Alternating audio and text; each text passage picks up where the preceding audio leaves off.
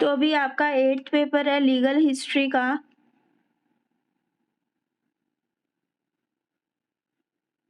इसके जो इम्पोर्टेंट्स हैं वो अभी आपको मॉर्निंग तक सेंड कर दिए जाएंगे ग्रुप के अंदर, अदरवाइज इवनिंग में जहाँ तक पॉसिबल हो सका, तो जहाँ तक पॉसिबल होगा इवनिंग में ही आपको अवेलेबल हो जाएंगे, अदरवाइज कल मॉर्निंग में तो डेफिनेटली आपको मिल जाएंगे।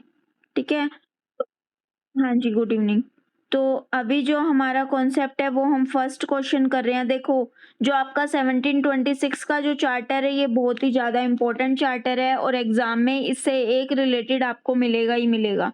है कुछ भी नहीं, सारा घुमा फिरा के दिया हुआ है, सारी चीज़ें वही हैं। गवर्नर इन काउंसिल को याद करना है, एजेंट एंड काउंसिल को याद करना है। ठीक है, इन चीज़ों को याद करते हुए और आपको लिखना है। और अभी हो सकी तो आपको ग्रुप के अंदर 2-3 क्वेश्चन का तो मैं पीडीएफ भी आपके साथ में शेयर करूंगी कि आप किस तरह से एक पॉइंटली डायरेक्टली आप क्या है इसको याद कर सकते हो, क्योंकि अभी ना 50% भी नहीं बना है। आप देख सकते हैं, ये देखिए आपके साथ में स्क्रीन शेयर हो रही है।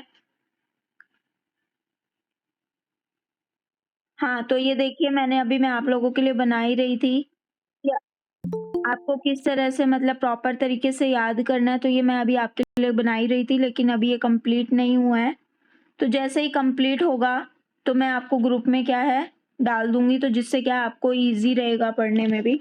चलिए, तो आज का जो हमारा फर्स्ट क्वेश्चन है वो है कि 1726 से पहले जो मद्रास था, ठीक है, तो मद्रास का क्या जुडिशियल सिस्टम था, उसके जो मेन फीचर्स थे उसके ऊपर डिस्कशन करते हैं। तो जब भी हम इसके बारे में बात करते हैं ना, तो आपको सबसे पहले तो जो 1600 के अंदर आपकी ईस्ट इंडिया कंपनी आई थी उसको याद रखना है।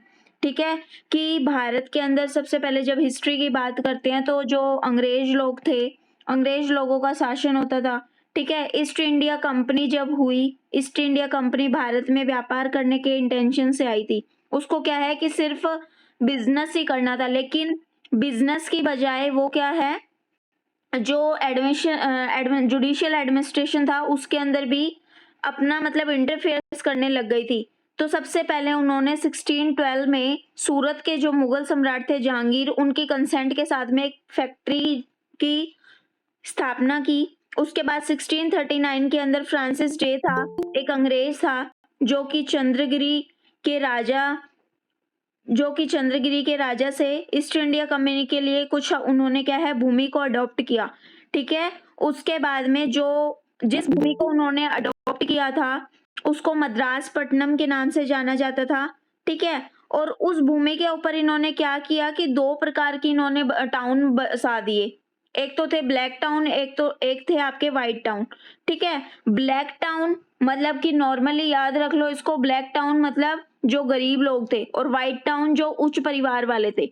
ठीक है, तो फिर आगे जाके ये जो बस्तियां बनाई थी व्हाइट टाउन और ब्लैक टाउन वाली, इनको इन्होंने जो व्हाइट टाउन और ब्लैक टाउन वाली जो बस्तियां बनाई गई थी, इनको इन्होंने क्या है मद्रास का नाम दिया। ठीक है, और इसका पूरा जो श्रेय है वो किसको जाता है, पूरा श्रेय जाता है फ्रांसिस डे को। ठीक है, आपको क्या क्या चीजें याद रखनी है, सबसे पहले आपको ईस्ट इंडिया कंपनी याद रखनी है, मद्रास से रिलेटेड। मद्रास के जब पहले का आपसे पूछा जाएगा तो सबसे पहले आपको क्या रखना है, स्क्रीन शेयर नहीं हो रही है तो इसको हम कंटिन्यू करते हैं। तो 1726 का जो चार्टर था इसकी इंट्रोडक्शन के बारे में आपको 5 बातें याद रखनी है। 5 बातें कौन सी याद रखनी है, सबसे पहले तो ईस्ट इंडिया कंपनी के बारे में याद रखोगे। ठीक है, सेकंड चीज क्या रखोगे कि जो लैंड थी उसको लिया गया था। ठीक है, तीसरी चीज क्या रखोगे, फ्रांसिस डे का नाम याद रखोगे। चौथी चीज क्या रखोगे कि 2 टाउन बनाए गए, ब्लैक टाउन और व्हाइट टाउन। और पांचवी चीज क्या याद रखनी है कि जो वो टाउन्स बनाए गए थे उनको आगे जाके क्या है मद्रास का नाम दिया। क्लियर कि नहीं क्लियर? ठीक है, अब इसके जुडिशियल एडमिनिस्ट्रेशन की बात करते हैं। तो जब भी जुडिशियल एडमिनिस्ट्रेशन की बात करेंगे ना, तो सबसे पहले तो इनका क्या है, आपको 3 चरण याद रखने हैं। 3 चरणों की अगर बात करूं तो सबसे पहला जो था वो आपका 1639 से लेके 1665 तक।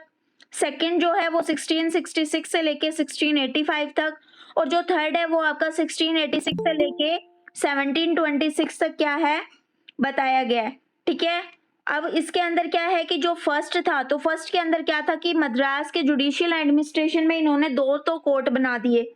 ठीक है, दो कोर्ट बनाए, एक तो आपका चौल्ट्री कोर्ट और दूसरा आपका एजेंट एंड काउंसिल कोर्ट था। तो ये जो एजेंट एंड काउंसिल कोर्ट था ना, ये तो आपका सिविल और क्रिमिनल दोनों केसेस सुनता था। ठीक है, लेकिन जो चौल्ट्री कोर्ट था वो सिर्फ जो ब्लैक टाउन के जो पीपल्स थे, ब्लैक टाउन में जो रहने वाले रेजिडेंट्स, जो जिनका ब्लैक टाउन के अंदर रेजिडेंस था, जो वहां के निवासी थे, सिर्फ उन्हीं का सुनना होता था। और चौल्ट्री कोर्ट का जो जज होता था वो एक इंडियन पर्सन होता था जिसको आडिगर के नाम से बोला जाता था। ठीक है, और जो आडिगर कौन होता था, मेनली जो गांव का मुखिया है, जो मेन गांव का जो मुखिया होता था वो कौन होता था, आडिगर होता था। ठीक है, आडिगर के नाम से उसको जाना जाता था। उसका काम क्या होता था, उसके चार ही काम होते थे। सबसे पहले तो अपने एरिया के अंदर भाई शांति बनाए रखेगा। दूसरी बात क्या है कि जो सिविल केसेस हैं जनरल नेचर वाले, ठीक है, जनरल नेचर वाले जो सिविल केसेस हैं उनकी सुनवाई करेगा। और तीसरी चीज क्या है कि जो रिकवरी होती है ना, जैसे लगान वसूल करना बोलते हैं, लगान वगैरह रिकवर किया जाता है, चुंगी जो वसूल की जाती है, तो ये काम करना होता था। और चौथा काम क्या होता था, जो लैंड का अगर मान लो सेल हो रही है या उसको परचेज किया जा रहा है, तो इन सरकमस्टांसेस के अंदर क्या है, जो भी उनके रिकॉर्ड से रिलेटेड जो केसेस होते थे तो उनका निपटारा भी क्या है, चौल्ट्री कोर्ट करता था।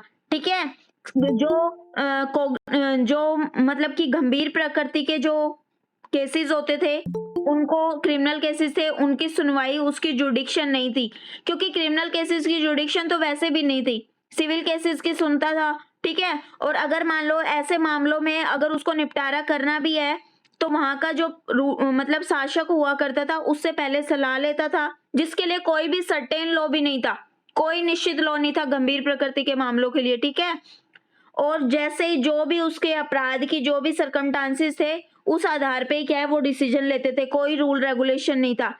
फिर 1661 के अंदर चार्ल्स द्वितीय ने एक चार्टर जारी किया। ठीक है, जिसके अंदर उसने जो भी सारी पावर्स थी वो गवर्नर इन काउंसिल में इंक्लूड कर दी। ठीक है, गवर्नर इन काउंसिल के अंदर इंक्लूड कर दी। और वहां पे इन्होंने क्या किया कि जो आंगल बस्तियां थी उनके अंदर इंग्लिश लॉ का यूज करते थे।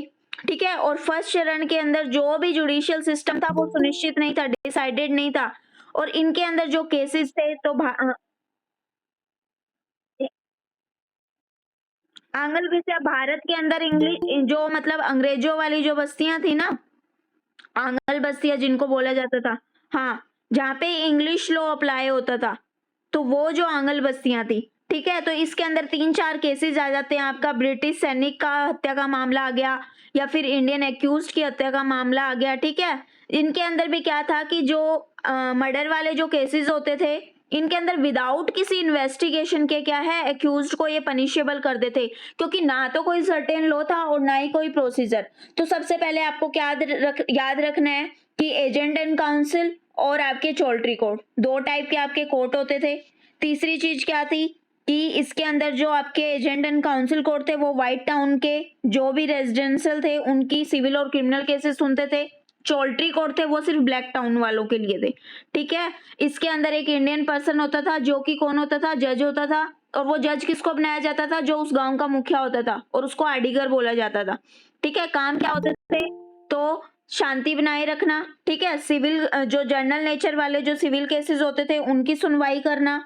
ठीक है, रिकवरी करना। और तीसरा क्या है, जो भी लैंड से रिलेटेड सेल परचेजर से जो भी रिकॉर्ड होते थे उन रिकॉर्ड से रिलेटेड जो केसेस होते थे उनकी सुनवाई करना। क्रिमिनल केसेस जो मतलब कि ज्यादा कॉग्निजेबल वाले जो केसेस होते थे, गंभीर प्रकृति के जो केसेस होते थे, उनको क्या है सुनने की जुडिक्शन नहीं थी। अगर मान लो सुनेगा भी तो जो वहां का पहले शासक है उससे मतलब कि एडवाइस लेगा, कोई भी सर्टेन लॉ नहीं था। ठीक है, फिर चार्ल्स द्वितीय ने एक चार्टर जारी किया, उसमें उसने क्या किया कि जितने भी पावर्स थी वो गवर्नर इन काउंसिल में इंक्लूड कर दी।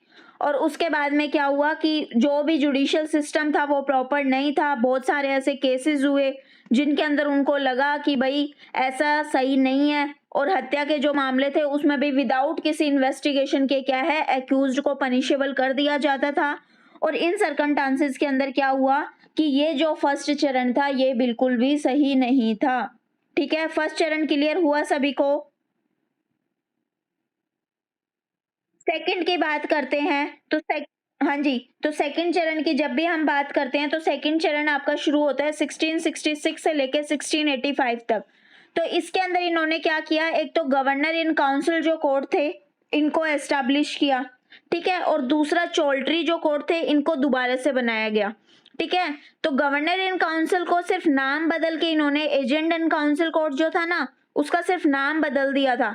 ठीक है, और इसके अंदर कोर्ट को कंपनी के जो भी एम्प्लॉय होते थे या फिर प्रेसिडेंसी जो एरिया के अंदर रहने वाले, चाहे वो मतलब कि ब्रिटिश शासन वाले अंग्रेज हों या फिर भारतीय हों, उनके मामलों की सुनवाई की जुडिक्शन थी, चाहे फिर वो सिविल हो या क्रिमिनल हो। देखो दोनों चीजें कॉमन है, चोल्ट्री को ये एजेंट इन काउंसिल कोर्ट और आपका गवर्नर इन काउंसिल, दोनों में क्या चीज कॉमन है कि क्रिमिनल और सिविल केसेस सुने जा रहे हैं।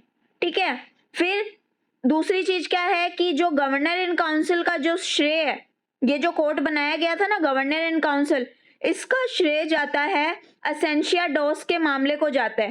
ठीक है, जिसके अंदर एक यूरोपियन महिला थी जिसपे उसको अपनी एक दासी की हत्या का आरोप लगाया गया था।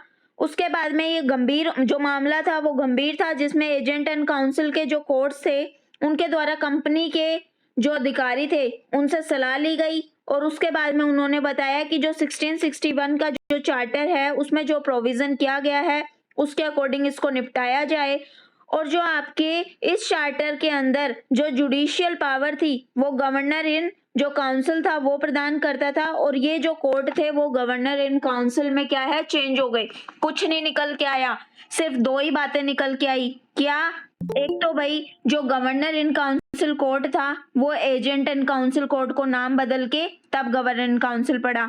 दूसरी चीज क्या निकल के आई कि जो अंग्रेज और भारतीय थे दोनों की जुडिक्शन थी, चाहे वो सिविल केसेस में हो चाहे वो क्रिमिनल केसेस में हो।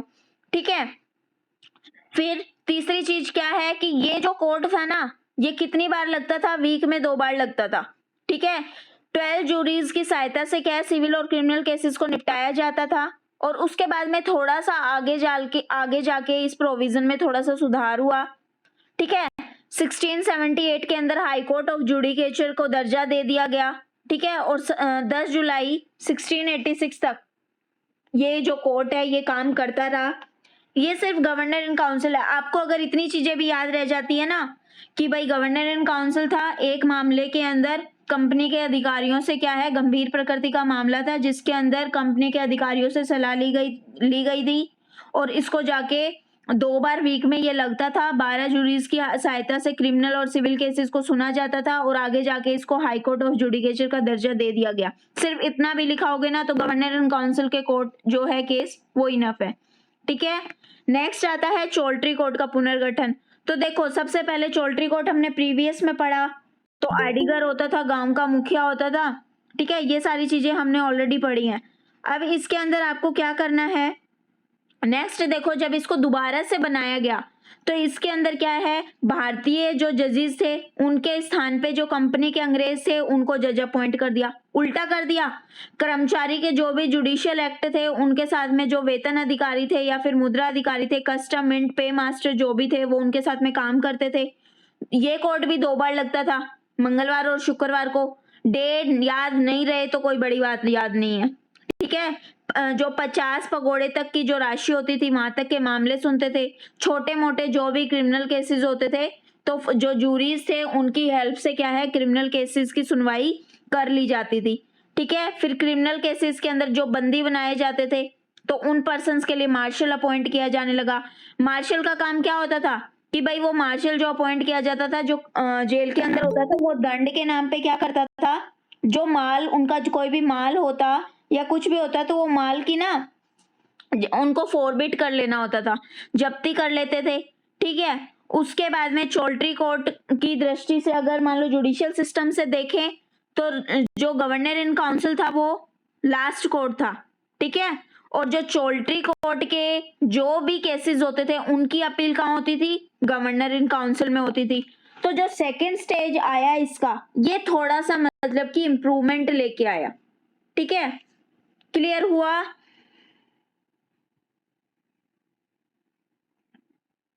ठीक है।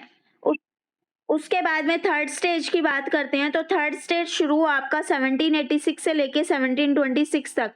तो इसमें भी 2 कोर्ट बनाए गए स्पेशल, है कुछ नहीं, वो जो चौल्ट्री और एजेंट काउंसिल कोर्ट चले आ रहे हैं ना, उन्हीं को इम्प्रूव करते हुए आ रहे हैं ये लोग, ठीक है। इसमें भी 2 कोर्ट बनाए गए, एक तो एडमायरटी कोर्ट बना, एक मेयर कोर्ट बना। एडमायरटी कोर्ट में क्या था, ये तीसरे चरण की सबसे महत्वपूर्ण कहते हैं उपलब्धि थी, ठीक है। एडमायरटी कोर्ट की स्थापना इसमें की गई। इसके अंदर 3 जजेस होते थे, 2 व्यापारी होते थे और एक कानून का ज्ञाता होता था। और ये सबसे बड़ी चीज यही थी, क्योंकि ये जो चरण आया था इसी के अंदर जो कोई जुडिशियल फील्ड के अंदर है, मान लो जिसको लॉ का ज्ञान है, उस पर्सन को क्या है यहाँ पे अपॉइंट किया जाता था, ठीक है।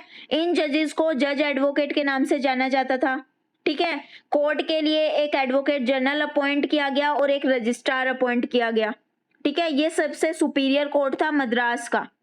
और इसके अंदर सबसे पहली बात यही देखो, 2 चीजें इंपॉर्टेंट हैं। सबसे पहले तो क्या है, किसी एक्सपीरियंस्ड एडवोकेट को क्या है यहाँ पे अपॉइंट किया गया। दूसरी चीज क्या है कि कंपनी की जो भी व्यवस्था थी उसको जुडिशियल एडमिनिस्ट्रेशन से क्या है इन्होंने अलग कर दिया। और फर्स्ट टाइम जो आपकी फ्रीडम ऑफ जुडिशरी है, स्वतंत्रता की, न्यायपालिका की जो स्वतंत्रता है, उसका श्री गणेश जो है वो आपके जो थर्ड स्टेज आती है, कौन सी, पूर्व मद्रास की जो थर्ड स्टेज आती है 1686 से लेके 1726 का जो है, तो इसी के अंदर पहली बार क्या था कि जो कंपनी से हटके जो जुडिशियल सिस्टम था वो पहली बार सामने आया, ठीक है। इसमें हाई कोर्ट ऑफ जुडिकेचर की जो जुडिक्शन थी वो भी एडमिनिस्ट्रेटिव कोर्ट को दे दी इन्होंने। मेयर कोर्ट की अपील सुनता था, ठीक है। क्रिमिनल केसेस की सुनवाई जो थी वो जूरीज की हेल्प से होती थी। सर बिग्स की डेथ हो जाने के बाद में कोई भी यहाँ पे लॉ का मतलब विशेषज्ञ नहीं रह गया था, ठीक है। एक बार जो एडमिनिस्ट्रेटिव कोर्ट था वो खत्म हो गया था, उसके बाद में जो मेयर कोर्ट्स के फैसलों की जो अगेंस्ट जो अपील थी उसकी जुडिक्शन भी खत्म हो गई थी। दोबारा से इसको बनाया गया, 3 जज बनाए गए, एक विधि विशेषज्ञ, 2 जो गवर्नर एंड काउंसिल के मेंबर थे। जज एडवोकेट के रूप में सर जॉन डॉल्बिन को अपॉइंट किया गया, लेकिन ये भी क्या है, रिश्वत के ऊपर इसके चार्जेस लगाए गए और उसको हटा दिया, ठीक है। उसके बाद में ये जो इंपॉर्टेंट इसने जजमेंट दिए, गवर्नर एंड काउंसिल के जो मेंबर्स थे वो एक एक करके जज एडवोकेट का काम संभाला उन्होंने। 1704 के अंदर ये डिसाइड किया गया कि जो जज एडवोकेट का जो पोस्ट है वो खाली रहनी चाहिए, कि जब भी जरूरत पड़े तो हम उसको भर सकें। और गवर्नर इन काउंसिल का जो ये एडमिनिस्ट्रेटिव कोर्ट की जो जुडिक्शन थी उसका use governor in council court द्वारा किया जाए। और जो आपके एडमिनिस्ट्रेटिव कोर्ट और मेयर्स कोर्ट के जो भी फैसले होते थे उनके अगेंस्ट जो अपील है वो कहाँ की जाएगी, उनके अगेंस्ट जो अपील है वो गवर्नर इन काउंसिल कोर्ट में की जाएगी। मेयर कोर्ट्स की, तो मेयर कोर्ट्स का भी सेम यही है। 2 वर्ष के बाद में एडमिनिस्ट्रेटिव कोर्ट की खत्म होने के 2 वर्ष के बाद में एक 1687 में एक चार्टर जारी किया गया, इसके अंदर मेयर कोर्ट की स्थापना की गई। इस कोर्ट का जो गठन था वो मेयर और एल्डरमैन से मिलके बनता था। एक मेयर होता था, 12 एल्डरमैन होते थे, ठीक है।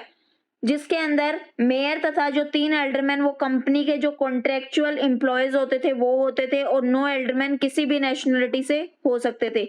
और इनकी पूर्ति करने के लिए एक मेयर और 2 एल्डरमैन की जो अगर प्रेजेंस थी तो वो सफिशिएंट थी, कि अगर मान लो एक मेयर और 2 एल्डरमैन होते तो सफिशिएंट है।